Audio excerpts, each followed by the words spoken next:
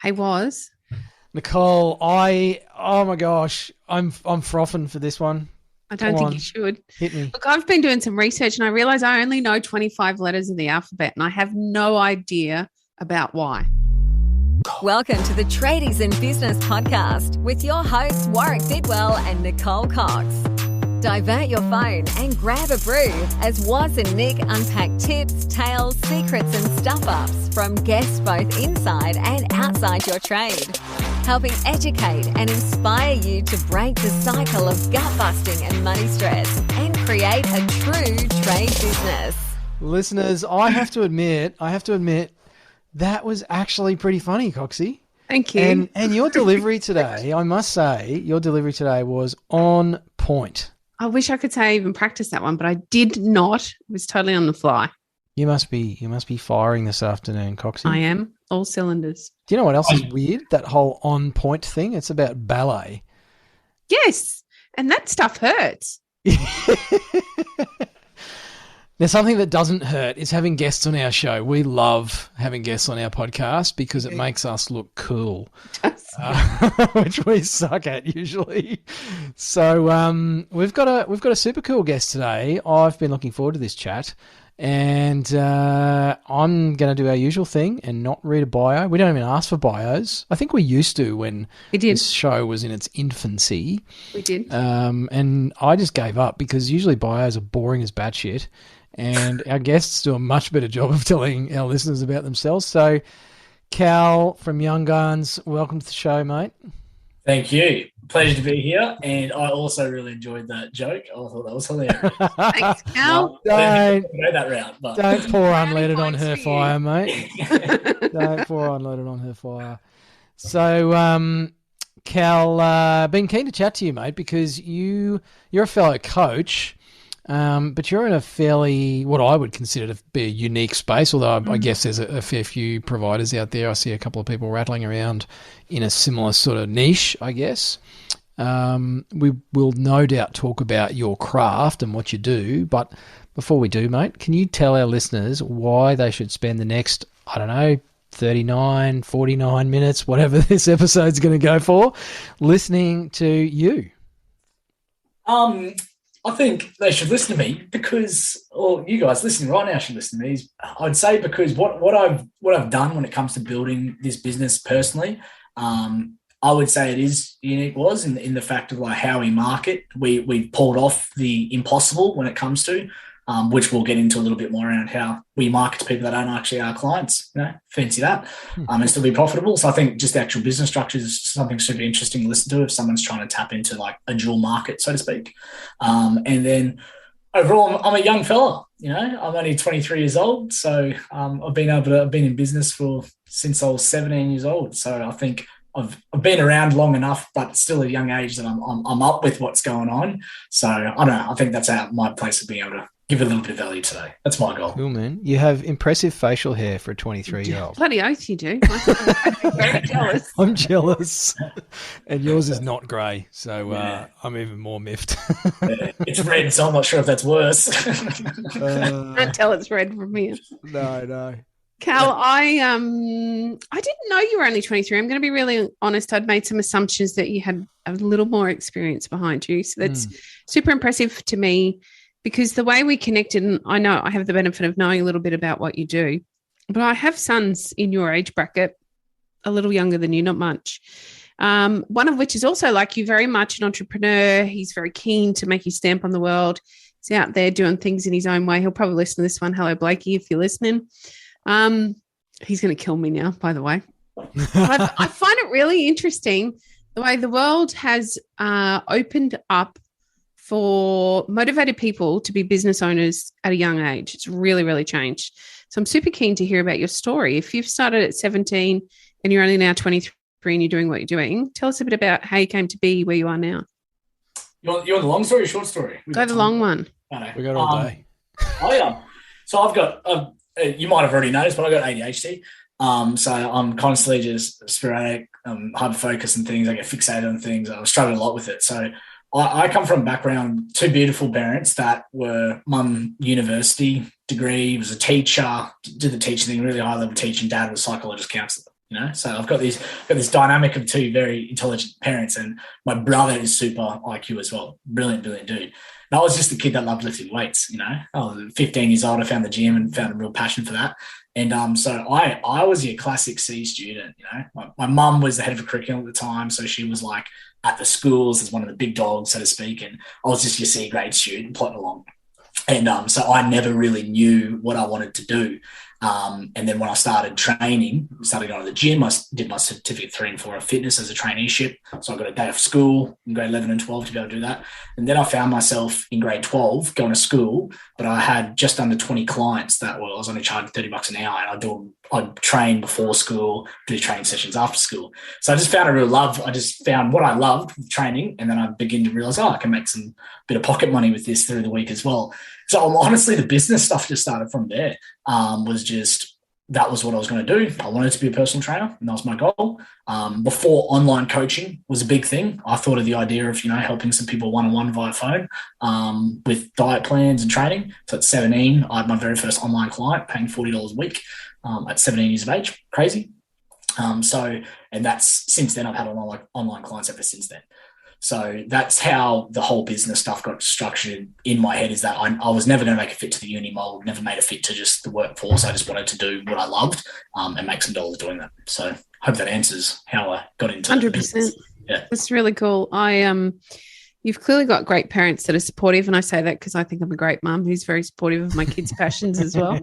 But, I can imagine that could have been quite challenging at times for your parents if they had, because as parents I guess we start with preconceived ideas of what we think will be best for our children as they grow, and it can be challenging to let go of what we think is the ideal. You've got the benefit of two fantastic parents with a huge amount of experience that clearly are well educated and have done a lot of work around, I'm again making assumptions, being supportive for you and understanding that sometimes those paths that we think or select as parents don't actually fit the kids that we have. Yeah.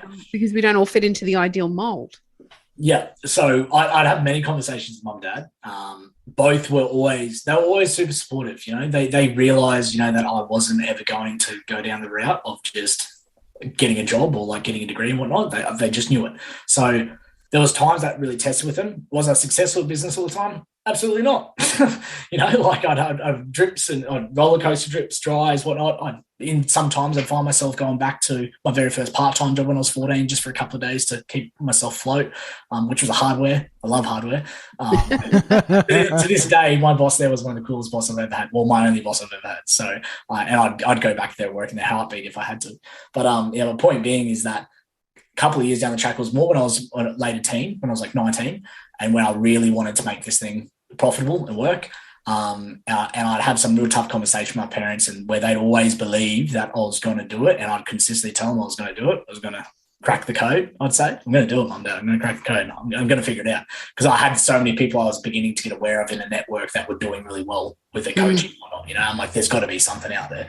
So there was times where I could see in their eyes when they'd say, we believe you're going to do it, where they just wanted to say so bad, like, dude, just get a job. Because it's been because it'd been years of just me, like, well, it'd be 3 or 4 years now of like me just trying to make more than $1,000 a week, just to be on that normal full-time bracket sort of thing. So there was definitely times where they never said it, and I'm very grateful to this day they never verbally said, dude, stop. But I could see there was times when I was super worried. I think it's challenging. Yeah, sorry, Warwick. Yeah. How did you deal with that, probably knowing? For me, like I said, like, I'm not sure if it's just my brain, or what it was. I was just hyper fixated. I had to. Like, I was not going to stop. And we can get into some details about some of the crazy ends I've gone to be able to make it work. But I was not going to stop until I coached online full time. Didn't matter. I was willing to do anything to be able to do it. So for them to see that, it almost fueled me a little bit more. Sounds cliche, but put a fire in my belly. But like when my parents found it, that's when it really ramped up for me. Like, I've got to do this. I've got to figure it out. Cal, why is it so important for you to coach people? So important for me because I was never born with it, because it's a pure skill set. But I developed the skill set of like loving people and helping people pretty early on. I was brought up, and I strongly, attribute that to my religious background I was brought up with. I'm no longer am, but definitely the principles that my parents raised me with as well, like to love people and care for people, that really helped me just develop that skill set. So my way of it now is I channeled that and found that coaching, ran parallel with a lot of my former beliefs. And so now for me, I've got my own personal story, which we can tap into if you guys want to, but that's why it's so important for me to coach, is because it's just what I do. It's who I am. I love communicating with people. I love seeing outcomes. So cool. So cool. Carl, what was your first experience of a coach? We don't become coaches without observing coaches. So where did you first, I guess, understand the concept or experience the concept? Yeah. First time experience would have been personal training clients, but the first time I'd say understood what coaching actually meant, because I've training and coaching are two very different things, in my opinion. But it would have been when I was, but just before Young Gunz actually started, and how I come up with the idea was I was contracting as a PT at Jets Fitness on the Sunshine Coast in Coolum. And I had this one young fella who was my client. Parents had the dollars to be able to pay for a couple of PT sessions a week with him. His name was Matty. Super cool dude, still in contact with him today. But he was a motocross rider, right? And he's never really confident with it. He kind of did it on the weekends, a bit of a hobby, raced every now and then. And I started working with him when he was 15, sorry.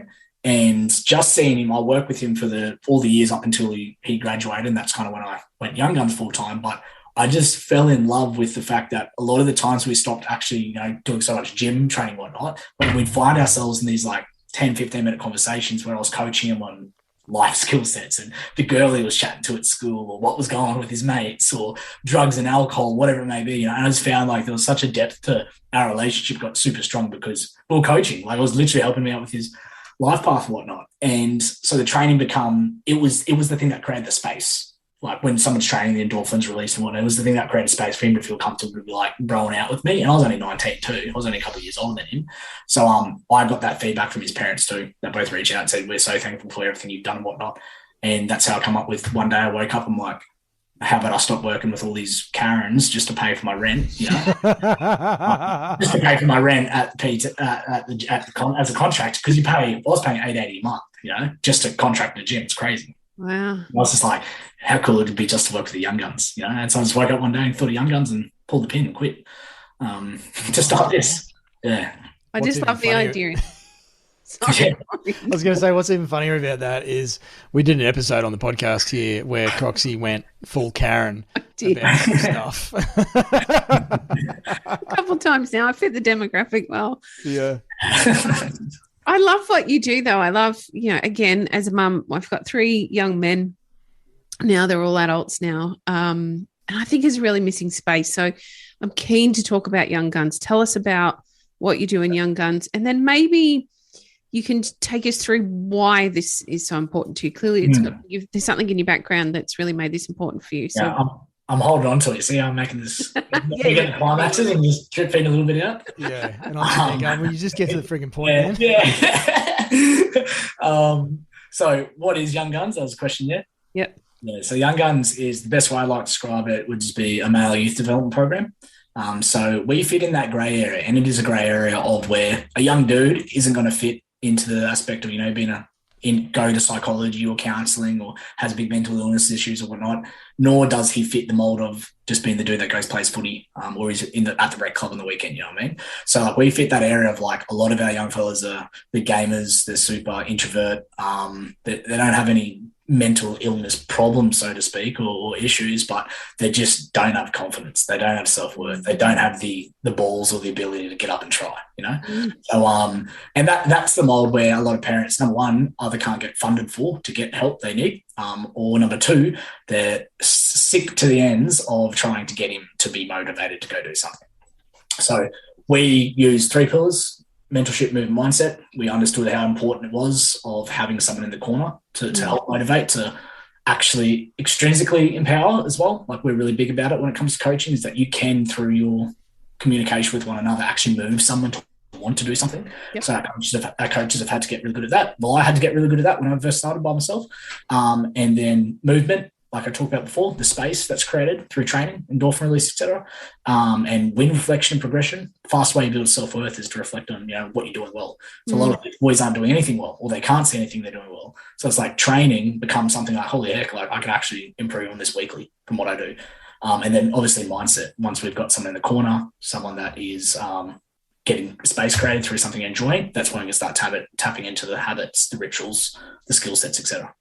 So we'll go through everything from the initials of confidence, self-worth, motivation, insecurities, do a lot of self-awareness around that. But I'm a huge believer in action as well. It's 2022. People are more self-aware than ever, yet suicide numbers, mental health issues keep rising. Why? Because self-aware doesn't do shit, It's like action of what we do around that awareness does it. So we have big action phases around us setting goals, learning gratitude, going through everything from communication, body language, social skill sets, interactions, all the way up to we get the boys with CV letters, resume templates, teach them about money management, tax, debt, like you name it, we've got it. So we take a boy from being that space to super confident and then develop all the high performing skill sets beyond that. That's Young Gunz. Listeners, listen. That's a bit of a tongue twister straight out of the gate. I know. We have something we want to talk to you about, gang, and it's related to mountains of paperwork. So if you are sick and tired of those mountains of paperwork, I probably shouldn't laugh, and the stress around getting paid, issuing invoices on time, figuring out how much cash you've got coming in and going out, reconciling bank accounts, blah, blah, blah. I feel tired just talking about that, Mr. Coxie. I want to go on. Then we're actually really stoked to be able to share a new solution to all of that with you called Parpera. I want to spell it. Oh, you spell it, Coxie. Okay. I'm ready. I'm jumping here. That's Parpera. Parpera. I love it. It's got a ring to it. Now, the gang at Parpera have put together a coordinated solution to your banking, invoicing, cash flow management, tax reporting, and more. I already feel relieved. How are you feeling? It's a load off my shoulders, Coxie. Me too. You can manage your business bank account, issue invoices, receive payments faster, schedule invoicing reminders, and even capture receipts to make tax time easier. Hallelujah. All within one single app. What, I don't need 7 apps and a shoebox for all of that? No. Not even the ute floor. All right. So Parpera is a super cool app. And as a Tradies in Business listener, you get an exclusive 90 days, so that's 3 months for those who aren't sort of au fait with maths and stuff, free trial offer. Basically, you get 3 months free to check it out. All you've got to do is use the code 90DFTradie, so that's 90DF for Freddie, Tradie, up until the 30th of June 2022 when you download the app from the Google Play Store and the Apple App Store. Make sure you read the T's and C's with all of this stuff. But go and check it out, download it, get your 90 days free. Have a go, have a play. It might actually solve a lot of problems for you. Nice. I know I'll probably just spat all that out in about 15 seconds, but that's a good elevator speech. And I'm sitting here as an almost 50-year-old bloke who took probably 40 of those years to start to figure out half the shit that you just ran through, man. Yeah. And it's crazy to say that because, when we talk to parents, it's amazing how many, like, if we get a chat to a dad, he's like, this is something I could join. I'm like, yeah, no joke.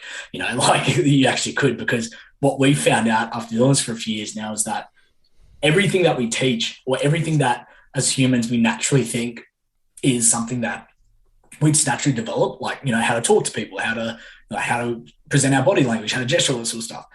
You begin to realize it's all a skill set, Yep. Everything's a skill set. So it's like, yeah, like there's no wonder there's guys that are in their 40s, 50s, 60s that still can't communicate properly, can't talk to a girl, or can't communicate to their wife properly. It's like, it's not because they're just idiots. It's because they just genuinely haven't been taught or given the skill sets along life. So what we're finding is that we're having young fellas that by the time they're turning 16 or 17, they are stupidly mature. Like mature, I hate that word, I shouldn't use it, but stupidly well developed in their skill sets, because I don't believe in maturity. That's rubbish. So it's like they're just developing skill sets at such a fast rate because they're fast-tracked around how to actually do it. Simple things like, if a dude's struggling with replies of, how was your day? Good. What did you get up to? Nothing. There's nothing wrong with your dude. He just doesn't know how to reply to that properly. Correct. It's not because you get frustrated with what he probably doesn't know how. So we actually teach them certain ways to speak back to that and what views of other people see when they communicate that way or express that way, etc. That's right. Anyway, it's all a skill set. That's my point I was trying to make. That's right. I think I'm being the token lady, the Karen on the podcast. I'm going to make some pretty big statements here. Let's go. Bring it on. I think that there's been a real focus on the self-esteem and the self-worth for girls becoming women. And we've done a lot of work around that in the last, I'd say, 20 years. But we've really missed the boys. We've let the boys go. And a big part, as a parent, of the school that I chose for my boys it's a boys-only education. They have a rite of passage. They do a lot of work around this stuff during the mid part of high school, so about the same age that you're talking about that you're working with. They didn't get the results that you're getting, Cal, but they got very close. And when supported by parents, I feel those kids are coming out in a much better space. But my point is, I think we've dropped the ball with young men. I really do, as a parent of young men and seeing a lot of young men in the community. I've been really involved in kids' sports for many, many years, and so have really watched the journey of a lot of young men. And where they're not, I guess, blessed with the kind of education that I feel my boys were really blessed to have, so that they had that opportunity for the self-development. A lot of them are missing this piece of the pie. They are as insecure as the ladies we've been trying to build up and work on for years and years and years. Their mental health is in a rapid decline. They can't find the confidence to do the things that we need to do as adults. And I feel it's a real society problem. So it's very exciting to me to see somebody like you identifying there's a big issue and finding a solution for it. And I guarantee there'll be so many parents listening to this who feel just like me, who will be excited to hear that there's a way that it can be different. And it doesn't actually have to be that hard. It's teaching boys how to become men is not difficult, yet it's something we just don't place enough importance on and we don't create enough time or space for. Yeah. Absolutely. And I'm not sure that as parents we're always the best skilled or trained or even developed ourselves enough to teach our kids those lessons. Yeah. I think often it has to be external to the family unit. Yeah, absolutely. I've got a little theory on it if you want to hear it. Please. One I think is pretty practical. The other's a theory. First of all, the theory of why our young fellas struggle so much with insecurities and worth and whatnot so much is it's pretty simple when you look at it. It's like we got so much technology that they spend hours on. We don't get enough vitamin D, which naturally raises your test levels. You're inside all day. You're not doing anything that exerts your masculinity. Like, I honestly think so many of these causes just comes from a lack of testosterone. I really do, because it's a hormone that's essential for growth and becoming a man. Yep, so it's like if a boy's not exerting that in ways of exercise and helping his muscles move and build that through sport or whatever it may be, and he's just drowning it and whatever. It's like with that hormone and a deficiency, like how else are you supposed to want to feel confident, up and go and do things? There's a reason why grown men, once their test levels start dropping when they're 35, 40, start getting on TRT or getting testosterone therapy, whatever it may be, is because it keeps you a bull. It keeps you a monster, So it's like, so that's my first theory on why it happens so much is just a seclusion and what happens hormonally. But then when it comes to your second point around, what was the second point again? I just lost my train of thought. I think just as parents, we're maybe not the best place to be teaching our kids these lessons. Yeah, gotcha. I call it, what I like to call it is the love union, So my love unions, imagine if you drew a circle. I often take our parents through this as well. And it's like inside of that is your family, your close relatives or whatever it may be. And it's not a lack of respect when it comes to, say, your lad not listening to you or wanting to go try the things that, that you're suggesting.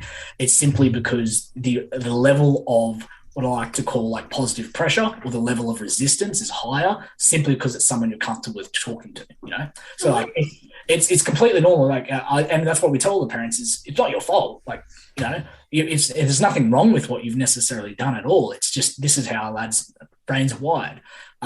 Second thing on that is often when we do our events, we talk to parents, we talk about 3 different buckets that you may have seen how your dude's raised. And we talk about, positive. If you think like he's been raised in a super positive household, seemingly you're pretty sure that you've done your best job, or disrupt, and like they know there's been disrupt things in his life. Sorry, my dog Mika's having a run around in the back. Chasing its tail. Yeah, chasing its tail. So my point, though, out of those 3 buckets is when we've got parents and events, guess why they're all there?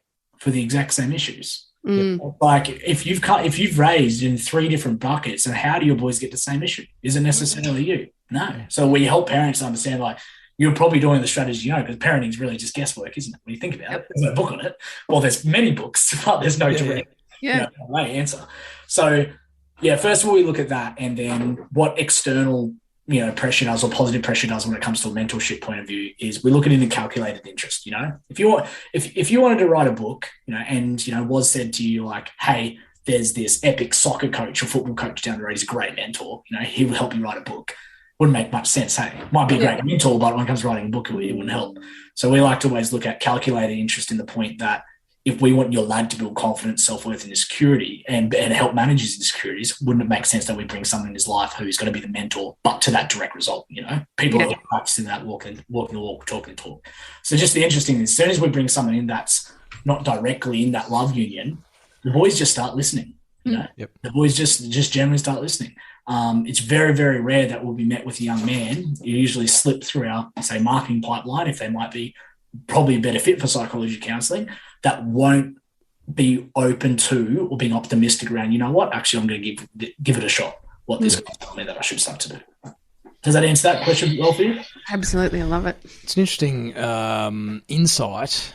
We see perhaps something related but not the same with when Coxie and I work with couples, and a common paradigm is the wife, and they even joke about it, a wife, spouse, whatever, but the woman jokes about the fact that they're literally paying us to tell their husband what they've been telling them for years. But the man, in inverted commas, listeners, isn't listening to the partner, the wife, but they listen to us. And I feel like that's that whole thing you're talking about, Cal, being we're outside of that internal tight relationship. And so they're much more likely to pay attention to that. And I wonder if it's because, a lot of our blokes, probably like me, haven't actually grown up yet. So we're still stuck in what I've read is kind of the cowboy phase. It's that kid running around with the plastic guns and the cowboy hat. They haven't actually progressed beyond that yet in some aspects. So yeah, that's really cool that you see that parallel, because I 100% agree it has something to do with it, but I'm sure there's, and I'm yet to do some more research on it, like psychologically wise, like why we do that as humans. But that's my best example. I call it the love union. If you want to take my little personal definition of it, it's a love union that we're stuck in when it comes to lack of respect.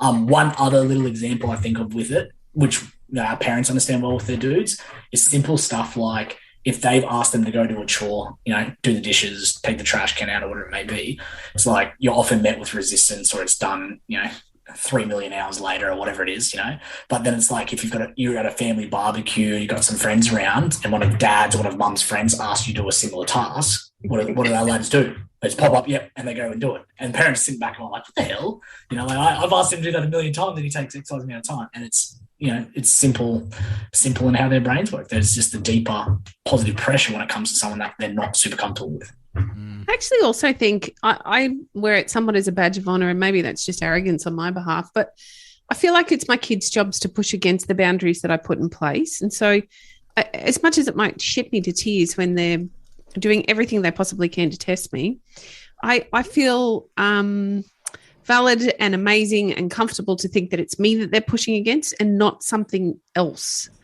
Because I think that there's a lot of risk in some of the other stuff they could actually maybe not push against, but stumble over when they're not pushing against me. Yeah, absolutely. I think we're made to push boundaries here, especially teenage years. It's like you're exploring. You're trying to find out what life like, what it looks like. You'd be crazy not to push boundaries.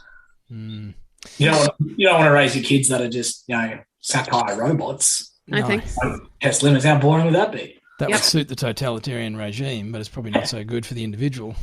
Yeah.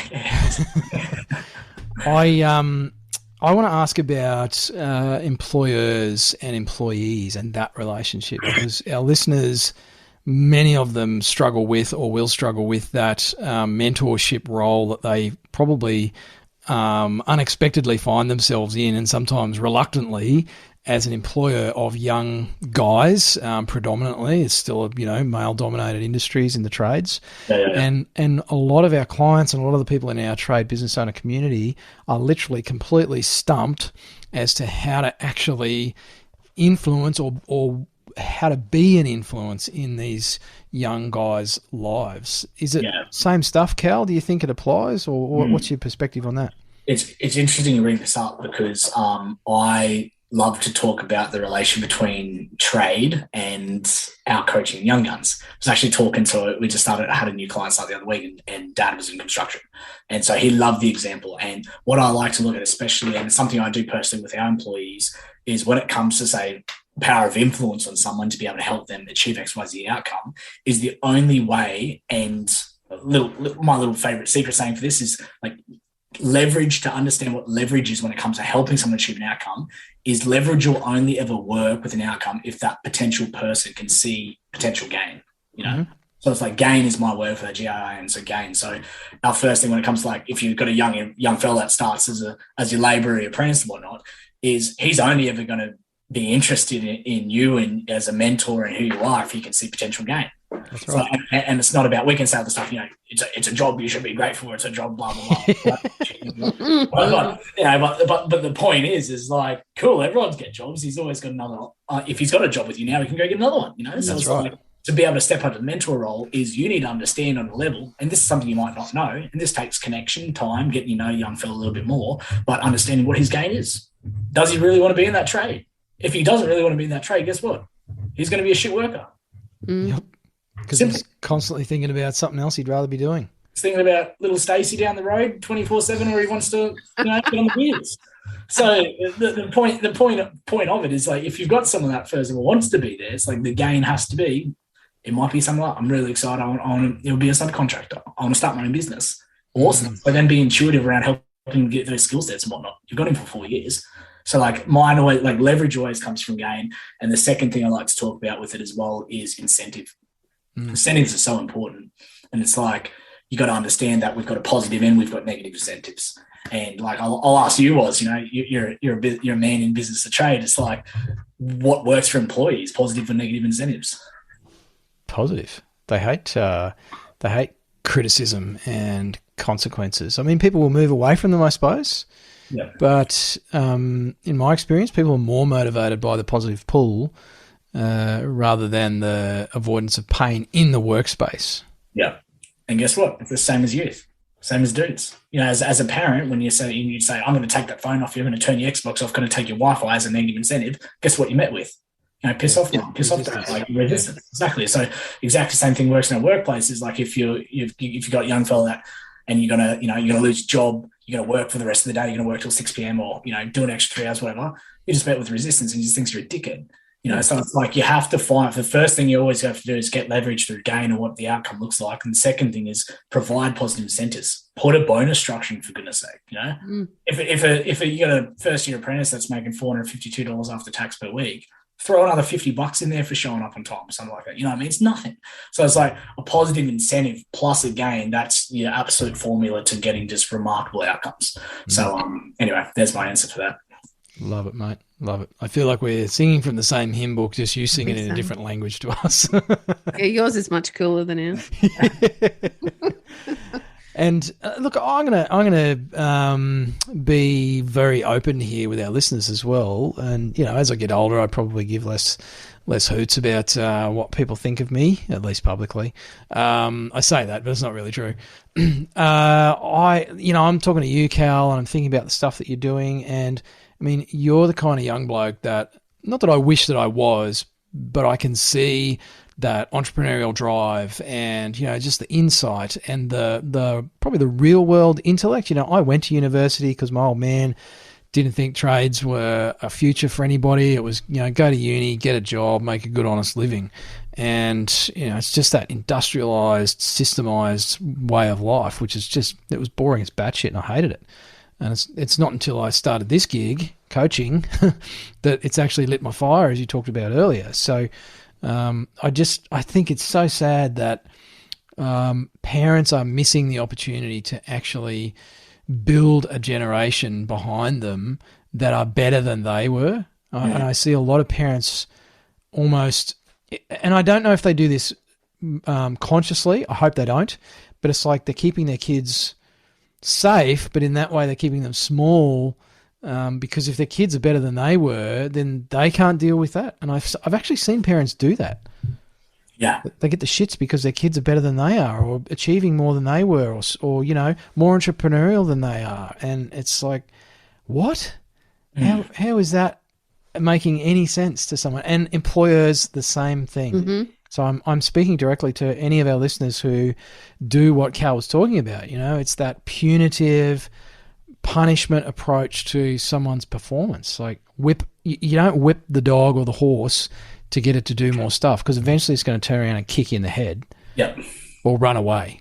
Yep. And yet it seems to be the most common approach that everybody has with dealing with young people, which leads me to an actual question, listeners. The grey shark is back. G'day, Tom, if you're listening, mate. So, Cal, this whole generation thing, we do get asked as coaches, business coaches, how do you deal with millennials or Gen Zs or, whatever we got coming next behind? And, I mean, our answer is probably not very favourable to many people. And it's like, well, you need to go home, find your bathroom mirror and have a look in it, because that's where the problem is. You got to understand. And, Simon Sinek has a fantastic video that's done the rounds on the internet a million times about how, Gen Y and millennials have these problems, and the problem is not them. It's actually the way we're communicating with them and the lack of understanding and gain that we've put in front of them. Again, mate, your perspective on that. Do you see this? What's your experience with parents, perhaps, and their lack of understanding of that next generation? Yeah. Man, it's something we could go down every rabbit hole with this. Good rabbit hole. I think, and you get the classic, the older gen, this generation's soft and blah, blah, blah. And and I get that. And I agree with it to an extent, that, a lot of our generation is soft, probably because of some of those predisposed issues I talked about earlier around, yes, this is the reason why some of them are soft. Yep. But when it comes to that is like, the first thing is just have an understanding. They grow up in 2022, man. Awareness is huge. We've got all this tech stuff going on. They watch, every young person's watching YouTube. They're on TikTok. They're on Instagram, whatnot. Guess what? They're flooded with 24/7. Get rich quick, life and freedom, et cetera, et cetera, et cetera. Which a lot of it's true. That's the problem. There's so much opportunity in 2022 now. So the appeal to possibly go into like a normal workplace and whatnot for a young person probably isn't high. So it's like, you've got to get an understanding. It's not their fault necessarily. It's what they've been consuming and what media is driven them 24/7. It's not their fault that they're probably not the hardest workers straight away. It's not their fault that they probably don't really want to be there, because they got a buddy who's 18 years old doing $300,000 a year in crypto, So it's like, I think a deep understanding, first of all, has to happen. Like, I think a business owner has to step back and be like, okay, this is the mix I've got, and I've got to craft one of these people to be a high performer. Like that. If you're a business owner in the trade world right now, that's what I'd see. It's like you're taking on the work of, as a business owner, but you got to take on the work, learn how to be a good mentor, be a good leader, which work hand in hand either way. So I think acknowledgement first is the pond you're pulling from is probably going to be pretty slim when it comes to getting someone that is red raw and ready to work and whatnot, and then develop the skill sets around what, helping that young fellow achieve to be a good performer would look like. Like, coming back to what we said before, two things: find out what the gain is and incentivize an outcome for it. The trade world, there's still, like, if a young fella's goal is to get a house with his girl and get a bike and car, you can do all that shit. He just needs to see what that projection outcome could look like and what it would look like if you can't. So understanding, and then setting those two principles up around, gain and incentive too. I think that'd be super powerful. Seeing a pathway. We talk about that a lot here at Traders in Business, is set a pathway up for them. It's like, if you do this, this is what you could have. Yeah. Here's the treasure map. Yeah.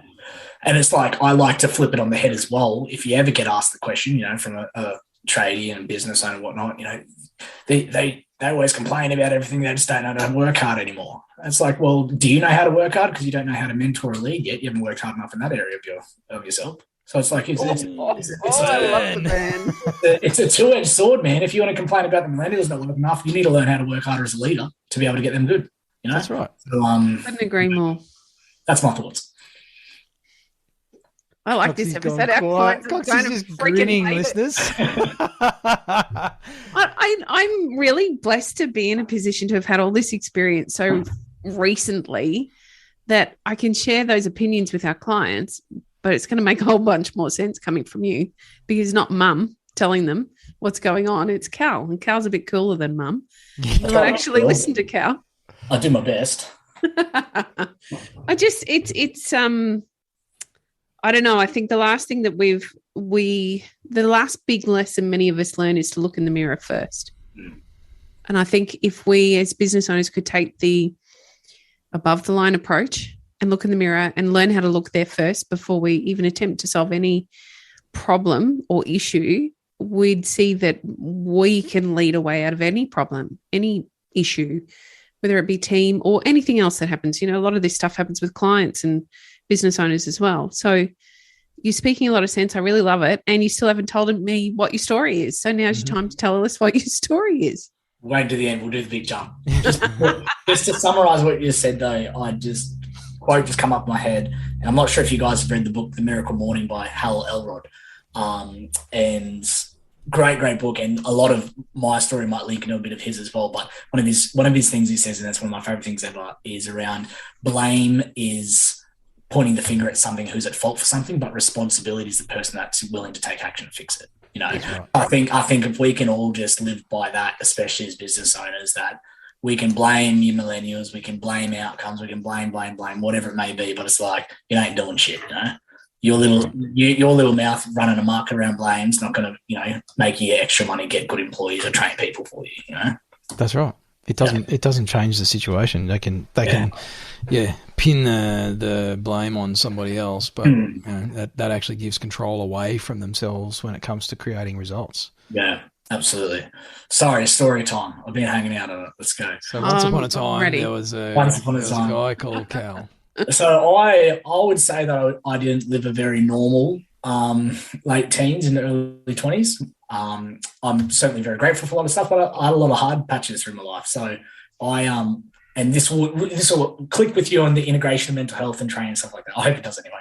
So my brother, he a couple of years older than me, and it was my first experience of I had the picture perfect upbringing. You know, mum, dad, we weren't wealthy. I was never given, you know, money or anything like that. But like my family both had middle class jobs, as I've already explained, and grew up well and never had any issues and whatnot. And it was 17 or 18, probably just as I was about to turn 18, that I first started seeing the extent of like basic problems or trauma, if you want to see it, you know.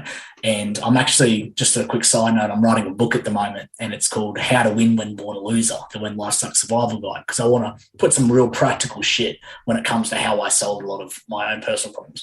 But anyway, point of how to win when born a loser is that I wasn't born, but you can be born into problems. You know, your life can hit a certain benchmark and bang, you've got all this sort of stuff. And that's what happened to me. So 17, and my brother was diagnosed with psychotic depression, personality disorder, and schizophrenia.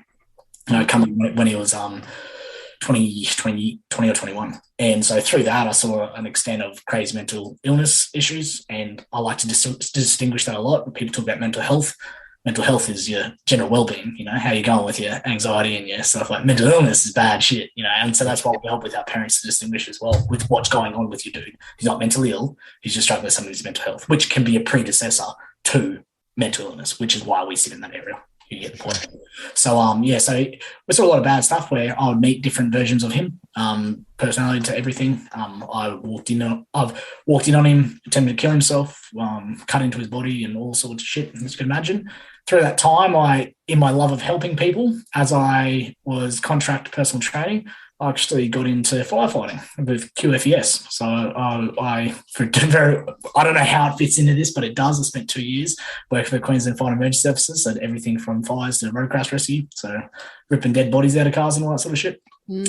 So saw some pretty full-on stuff, and I was 18 when I got in, and so I did my first, resus, which person passed away when I was 19. So my emotional maturity level was ridiculously low for what I was experiencing, what I was going through, what I was trained to do. I think I was one of the youngest firefighters ever in Southeast Queensland. I don't know how the heck I got in. I just don't. So that's a random side note. So I'm a qualified fiery too. That's a weird sort of certificate I've got at the back end of this. So did that. It was did that for the few years, which compounded on what was going on. I quit the service. It just become too much for me. I realized I don't want to live a life where I'm just cooked in the brain when I'm 40 or 50 years old, because everyone acted like they were fine, but you'd hear stories always floating around departments, the dudes that were messed up and whatnot. Mm-hmm. So I underwent my own. I was struggling with PTSD, some really bad dreams.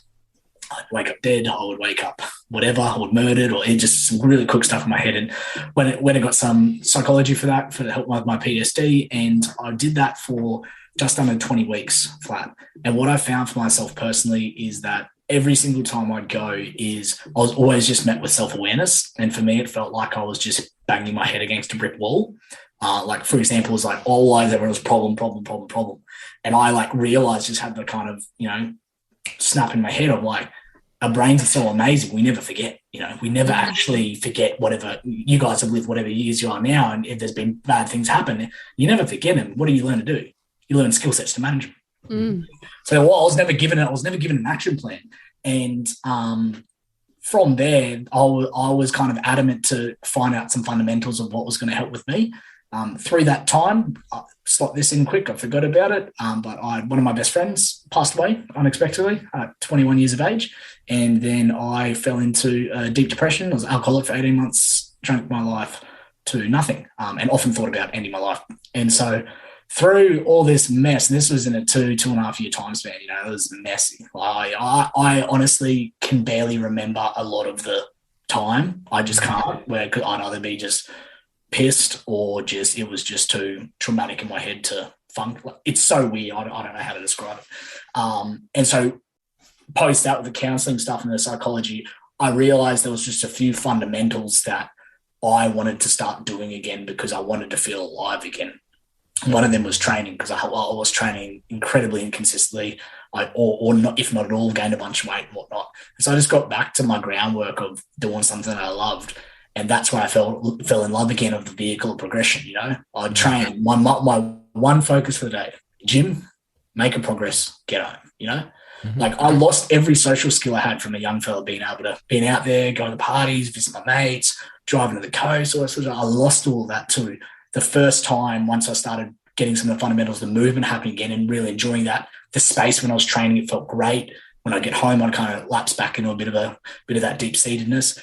And I can still remember the first time after 18 months, I'd left the house to go to a social event. I was with my buddy, who's also now my operations manager in Gunz, and owns 20% share in our company. So I was with my mate, and he remembers looking at me, and at that time as well, I still hadn't fully recovered from the alcohol, like the massive binging when I was doing best with it. I was about to leave the door to go to a social event, which my family friends were at. We had it was all like a military operation. We had people waiting there for my return to welcome me. So I had like a safe hub to be able to, like, how you going? Because no one had seen me, And I was about to walk out the door, and I was trembling, man, which for me was insane, because I was always a good, communicate and hang out with people. My buddy looked at me, and I looked at him, and I just said, I can't do it.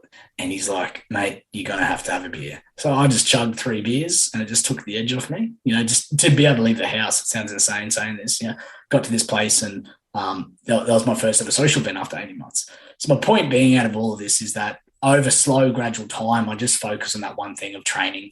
And I truly realized the benefits of what movement was doing for me. And essentially I healed myself with starting from scratch again when it comes to a social, communicative way, how I thought, how I felt per day, and the will to live.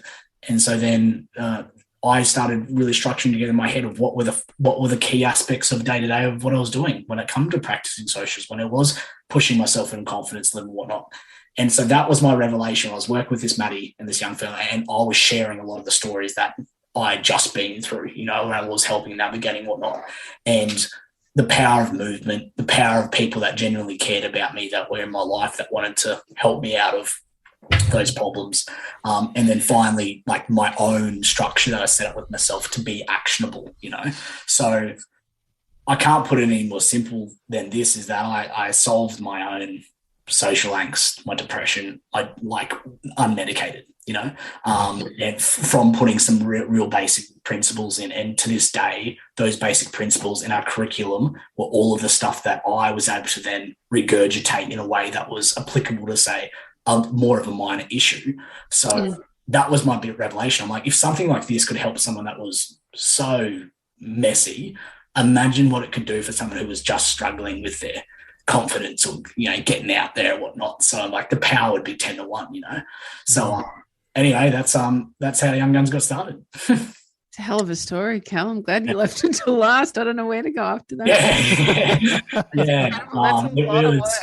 It was pretty strange. I'll add one more thing in, actually, because it's a big piece, and it's probably why I'm super big now. I've actually never shared this publicly at all on my own content to anyone, my podcast or anything like that, but I think it's important and I feel comfortable with you guys, is in the particular religious background I was brought up in as well, is through that time of my real hard times and like what I was doing, it didn't marry up with principles of theirs. And there was a lack of a better understanding, I guess, to say. So there come a point in the time and the choices I made to walk away from that. So I actually lost positive contact with my mum and dad as well through the choices that I supposedly made, which were so negative.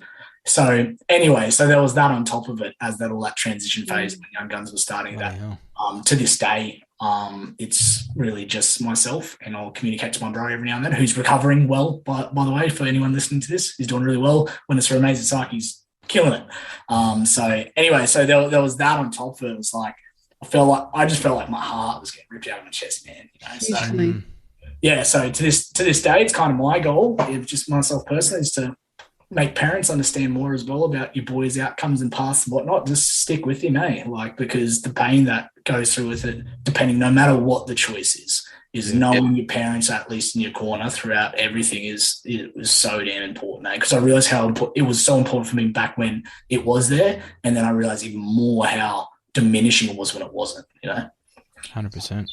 Jesus, Cal, I think you're a hell of a young man. I do my best. I try. I think that if you can take the time to help other young men be good young men, they're very lucky young men indeed. Yeah.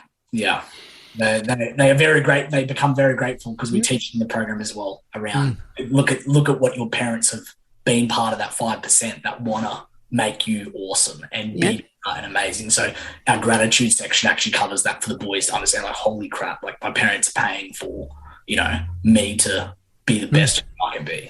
That's right. Maximize the gifts they're given, however they got them.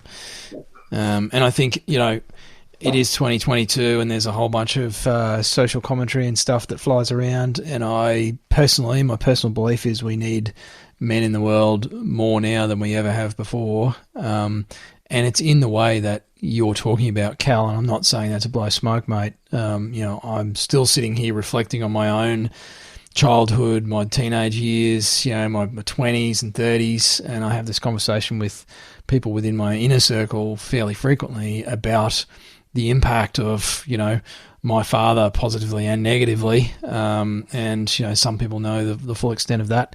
And I just think, there's been this massive watering down confusion around what it means to be a man in the modern world. So, the stuff that you're talking about, mate, I think will resonate with a lot of listeners, men and women. There's probably a lot of mothers out there with boys. There would be a lot of tradie wives who are employers of young men, or young boys, maybe they still are.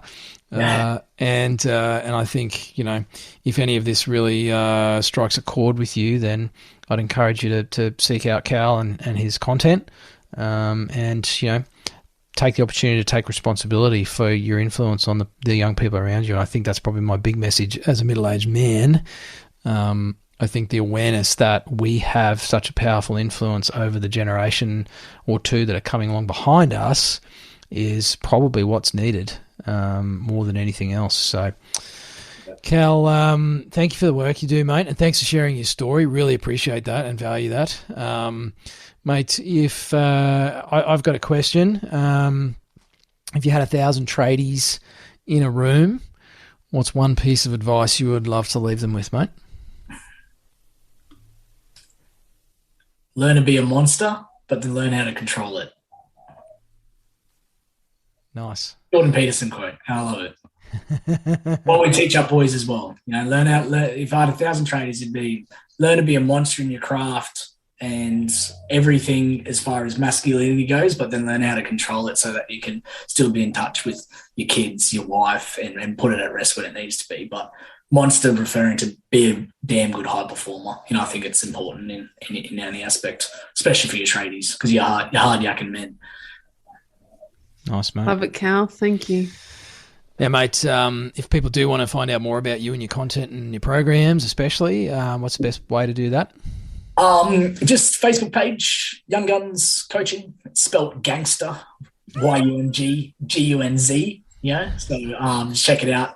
We got our free group in there as well, which we put a bunch of content, run our events and stuff like that, where you can get to hang out with myself if you think I'm a cool cat. If not, no problem. But yeah, that's the best way to get to us, Young Gunz Coaching. You'll find out everything about us. Nice, I think you're pretty cool, Cal. Thanks, legend. I appreciate it. I just wish you could teach a bloke like me how to be more gangster. That's what I want to know. So do you keep wearing those shoes? You're never going to get there.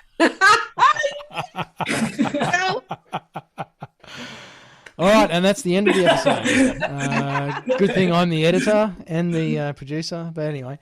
Mate, I'm joking. They make you gangster wars. Don't let some crusty old dude pull that one on you, mate. Mate, thanks so much. Really appreciate your time, Cal. And listeners, do reach out. Go check out the group. I'm guessing it's not just for young guns. It's for parents who are just for parents. This is just for parents. Just for parents. Okay, yeah. Sweet. Yeah. So go and check that out. And mate, keep doing the work you're doing. And thanks for being awesome. Thank you. Thanks for having me. I really appreciate it. Cheers, buddy. You've been listening to the Tradies in Business podcast with Warwick Bidwell and Nicole Cox. Find out more about today's guest, tools for your trade business, and other cool stuff at tradiesinbusiness.com.au.